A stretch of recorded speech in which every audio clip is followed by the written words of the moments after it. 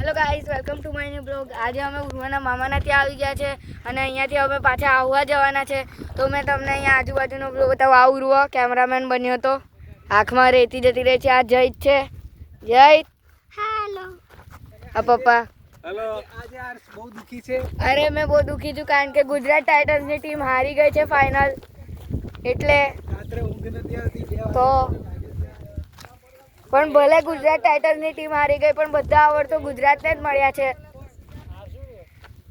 આ જોઈ શકો છો આજુબાજુનો નજારો. અહીંયા બધા ઊભા છે અને આ બાજુ ખેતર છે અને ઝાડ ને આ બધા ખેતર હમણાં સુકાઈ ગયા છે. ઉનાળો છે એટલે અને અહીંયા ઉર્વા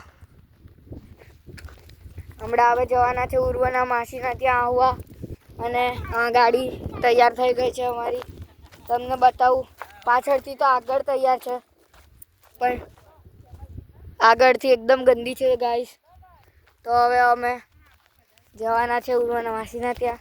હવે અમે દેખી શકો છો તમે ખેતરમાં ચાલી રહ્યો છું. મારો પડછાયો પણ તમને દેખાતો હશે. તો હમણાં તમને મેં બતાવું.